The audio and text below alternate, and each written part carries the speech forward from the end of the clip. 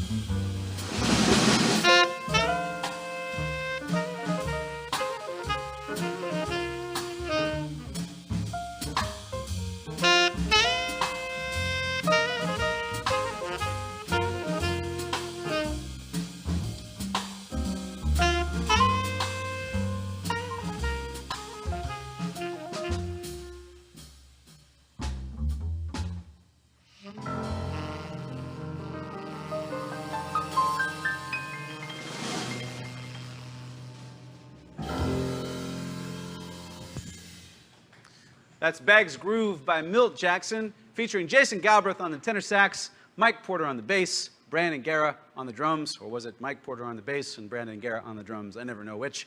Thank you very much, everyone, for tuning in. We have a very special guest tonight on the show. We have, as you know, a very wonderful staff here at Jazz Texas. What makes Jazz Texas special is not just the music, but it's the food and the drinks and the hospitality and all the wonderful people that worked here and that have worked with us over the years and are sticking with us through this difficult time. And Jazz Texas is also about you and all of our guests who come and enjoy dinner and music and drinks and dancing with us. And so I'm very honored for the first time on the program to have one of our kitchen staff with us, our chef, who you're going to meet in just a moment. He's a San Antonio native. He's been with us at Jazz Texas for almost 3 years now. He's been heading up the menu, everything from the Valentine's Day menu that we had earlier this year to the New Year's Eve menu and the holiday menu and now the curbside and delivery menu. We're so proud of him and so thankful to have him on the show. He's been busy back there all night working for you. Would you please welcome to the program Chef Nik Ortega. Nik, Chef, thank you for joining us on the program tonight. Thank you for having me. I know y'all are busy back there. Yes, sir. How have things been going in the kitchen with the curbside and delivery? They've been going great. Got a lot of orders coming in. Been trying to really recreate the menu, different ways to give the people something different, so it's not just the same thing every week. You know, trying to give them a new experience, a new motive to come in and really enjoy the food they're taking home with them. How did you fall in love with cooking? Cooking all started when I was a youngin', and my grandma. You know, spent a lot of time with grandma. She told me if I'm hungry, better learn how to cook. So I learned how to cook. And she would show me how to make things every now and again, from scrambled eggs to weenie and eggs to chorizo and egg. And then, you know, it branched off into something a little more elevated the more culinary experience I got throughout the years. Do you remember how old you were when you first started to experiment with the skillet? I want to say about 12 or 13, showing me fajitas at home, how to make beans from scratch, and all the good stuff. You know, real traditional home cooking, if you will. And your grandmother taught you? Yes, sir. Yes, sir. Do you remember the first thing that she taught you to make? Bacon and egg. Bacon and egg? Bacon and egg, number one. Bacon and eggs or bacon and egg taco? Bacon and egg, just a plain on a plate. You eat it just like that. Tortilla came in afterwards because we had to make it homemade. So what was special about the way that she taught you to make bacon and eggs? It was special because that's something that she really enjoyed, and that's really something she showed me. She took the time to show me step by step how to do it, and it was really patient because I'm not a fast learner with her. She's really aggressive with the learning, but you know, she took time to show me how to do it, and that's a real special bond that we have together.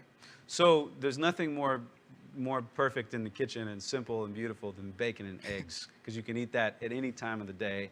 If you were to teach someone how to make bacon and eggs the right way, what would be the things that you would tell them? Oh, first I would cut my bacon up into small pieces, throw them in the pan, you know, get them real nice and toasted, real crispy. I like my bacon crispy. Throw my eggs in with it, make a nice little omelet, if you will, with it. Break it all up, and then throw it on a flour tortilla. Keep it real simple. Keep it real simple. Let the flavors work for you.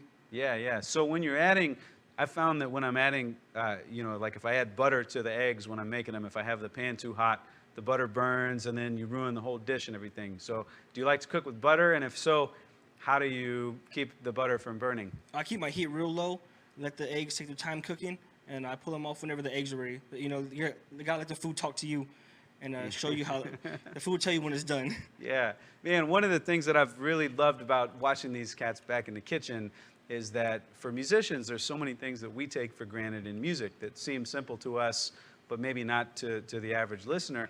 And watching these guys, it's like in the span of 60 seconds, I'll watch them do like 5 or 10 different things that completely blow my mind. And they're like, oh yeah, I learned that when I was 12 years old. And it's, you know, it takes so much time and so much love to be great at cooking. And now we're in this pandemic, and the restaurant business and the bar business have been harder than ever, but you guys are back there, changed up the menu. Tell us about how the menu's changed from 6 months ago on Valentine's Day to today. Oh, well, you know, we want to keep everything fresh, everything local. We want to make sure that we give the best quality product we can to our guests, and we really want to make them feel like it's home cooking. We don't want anything that's real by the book. We want it to be real nice and home, really make them feel like they're part of this meal. You know, make it feel like they're part of the family we have here at Jazz Texas. Tell everybody about the burger, because the Jazz Texas burger has probably been our best seller from day one probably, and you have perfected it and continued to work on it and build it. And I believe it's the best burger in town. I know there's some competitors out there, but that's my personal opinion. How did you come up with the Jazz Texas burger? It took a lot of time to find different ingredients that we liked in the burger. It's just a lot of personal experience, past experience that you really enjoy making. Some of it comes from home, what you like cooking at home. So we start with a nice brioche bun, applewood smoked bacon, caramelized bourbon onions on there, and then we do a 50-50 blend of chuck and brisket in the actual patty. And then we finish that off with some nice green leaf lettuce and a nice spicy Dijon mustard. Something real nice and homey, make you feel like you're at a barbecue. So if you were going to recommend one thing to our guests watching tonight, one thing that they could try, what would it be? The Jazz Texas burger. There you go. And you can get that, and we'll deliver it right to your door. You can come and pick it up right at our doorstep, or we're also out, people are out in the park tonight. It's a busy night, and so we're out selling food and everything too. So, man, I can't thank you guys enough. I wish you guys, I wish we could all, play music and make food and make drinks together with a full house. We'll get there. We have lots more news down the road to come. We'll get there, but in the time being, the kitchen and bar guys, are just killing it back there, and we're so grateful for you all, Nik. Thank you. Yeah, you bet, man. So thank you for coming on the program. I know you got a lot of work to do tonight, so I know you got to get back and everything, but I'm so glad that you could join us this evening. Thank you. Is there anything you'd like to tell everybody back home? I want to thank my guys back there. We got Zane in the back right now working, the bar staff working back there right now. They're really dedicated to what they do, and everyone here working together. We're a nice family here. We're a good family. Chef, thank you so much. It's an honor, as always. We'll see you real soon. And make sure and get some food and some drinks. I think the kitchen and bar and the delivery is still available, so you can put in your order online or just give us a call or just show up, and we've got the girls upstairs right outside of the bottling department taking orders and everything. So, Nik, thank you so much. Thank you for having me. And we'll see you soon. Yes, sir. That's Chef Nik Ortega, everybody. Jazz Texas, still going strong. We ain't going nowhere.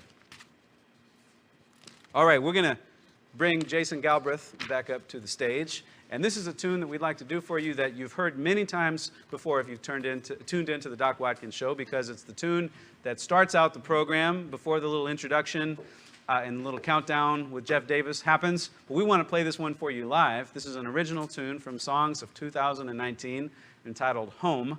Hope you enjoy. Here goes.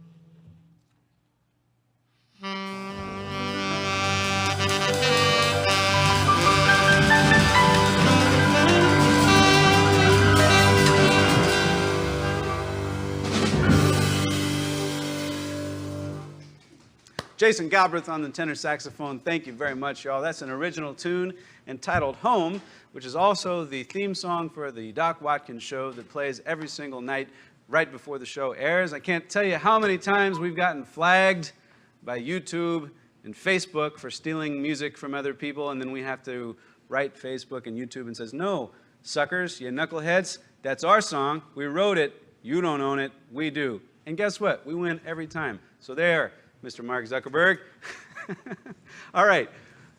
Moving along, we'd like to play another original tune that Facebook and YouTube can't take away from us no matter what. This is a tune that we wrote back in the month of June as we were looking back at, back in June, it felt like so long ago that we were back down here playing live music together, and we wrote this tune called The Sunny Slopes of Long Ago, and even though it's been much longer than a couple months now, here we are in the month of, what is this, September? Somehow time seems to go a little more slowly now, or is it faster? I don't know which. In any case, this tune is still relevant like it was back in June because we're still quarantined, so we hope you enjoyed this one. Sunny Slopes of Long Ago. Jason Galbraith on the soprano saxophone now, ladies and gentlemen. Here goes.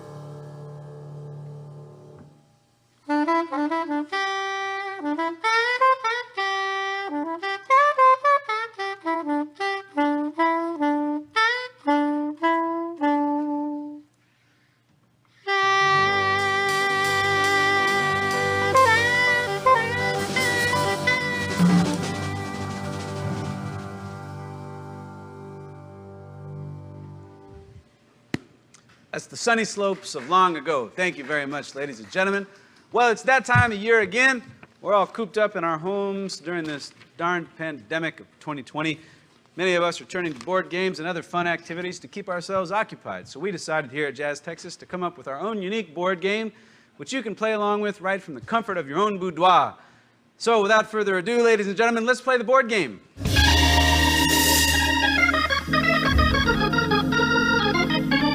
Well, by now, you probably know how the board game works. We pick two people, both of whom are pretty boring. We compare and contrast them a little bit, have a little fun, and then at the end of the game, I get to decide who's the biggest bore. So, tonight on the board game, who's more boring, Doc Gooden or Doc Watkins? Well, on the one hand, Doc Gooden is a former Major League Baseball pitcher. Doc Gooden pitched for both the Yankees and the Mets, which is the equivalent of being a Navy SEAL and then fighting for Al-Qaeda. Doc Gooden was a four-time All-Star and pitched one no-hitter, which he couldn't have ever done against the Houston Astros because of their unique skill at getting hits by banging on trash cans. Doc Gooden spent 7 months in prison related to a drinking problem, which ironically gave him even more experience spending time behind bars. On the other hand, Doc Watkins is a pianist and vocalist. Unlike Doc Gooden, Doc Watkins never played baseball professionally, but he did play Little League, where he was once traded for $50 cash and a Dominican kid to be named later. According to his official bio, Doc Watkins specializes in jazz, folk, blues, Texas swing, and salsa, meaning he specializes in going to Chipotle for salsa. While Doc Gooden was once arrested by Tampa police for punching his girlfriend, Doc Watkins was once grounded by his mom for punching his imaginary friend. Doc Gooden is admired by players ranging from Darryl Strawberry to Roger Clemens to Ken Griffey Jr. Doc Watkins is admired by people ranging from Brandon Guerra to Mike Porter to Chris Science. Science! Well, it's a tough call, ladies and gentlemen, but honestly, if you had to pick who bores you the most, Doc Gooden or Doc Watkins, obviously the correct choice is Doc Gooden.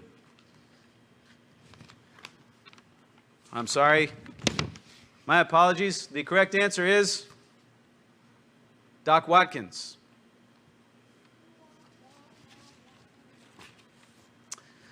Thanks for playing the board game.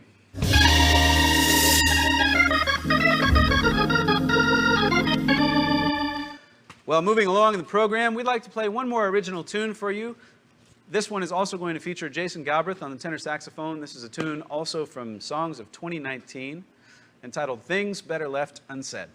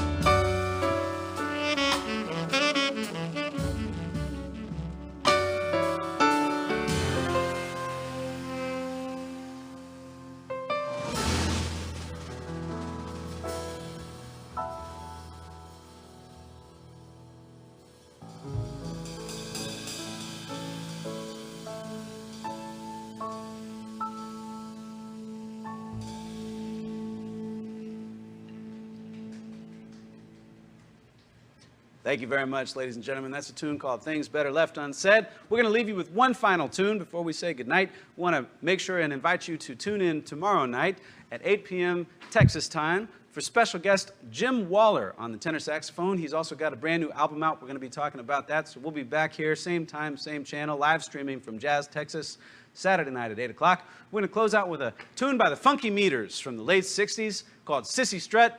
Take it away, Brandon.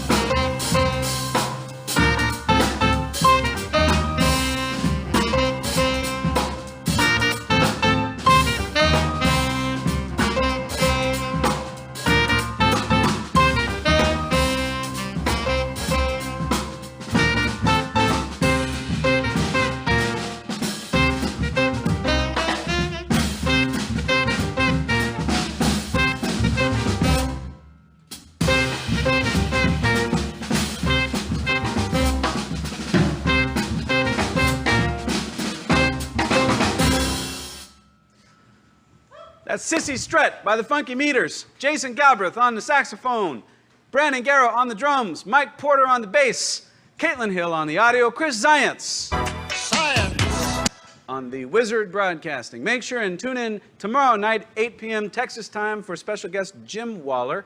Also, make sure and get tickets to our show on October 10th outdoors at the AT&T Center. Check it out at attcenter.com. We're going to have a great time, so we'll see you all there. But first, we'll see you all tomorrow night, 8 p.m. Thank you so much and good night.